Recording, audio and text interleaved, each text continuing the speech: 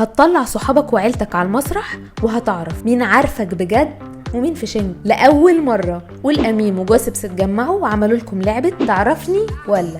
اللعبة اللي بتشوفوها على ريد كاربت وانترفيوز جوسبس هتلعبوها دلوقتي مع صحابكم وعيلتكم. تعالوا بقى نقول لكم طريقة اللعبة. كل لعيب هياخد 3 ورقات تصويت، 1 و2 و3، واختاروا نوع الأسئلة اللي هتلعبوا بيها، عميقة ولا خفيفة. كل حد يختار قشاط ويحطه فوق ورقة الحساب على نقطة البداية اللي بنفس لونها. هتلعبوا بالدور وهتبدأوا بأجدع واحد فيكم.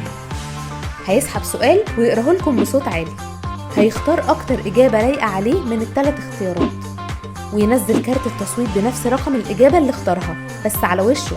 باقي اللعيبة هتخمن إجابته وتجاوب بنفس الطريقة بسرية تامة.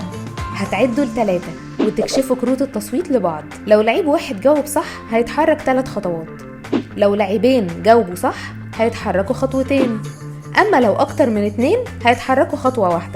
صاحب السؤال هيتحرك خطوة لوحده لو محدش جاوب زيه عشان نعوضه لو جاوبتوا غلط وكسفتونا. كل ما تجاوبوا غلط هترجعوا خطوة لورا عشان مش عارفين صاحب السؤال كويس. أول حد هيوصل لخط النهاية هيكسب الدور. عايزين نبقى لزاز مع بعضينا، واللي أقل من 16 سنة ما يلعبش بالأسئلة العميقة. يلا اختبروا الناس اللي في حياتكم تعرفكم ولا. تقدروا تجيبوا اللعبة من على موقعنا قولامين.com أو الستوريز في هايلايتس انستجرام قولامين.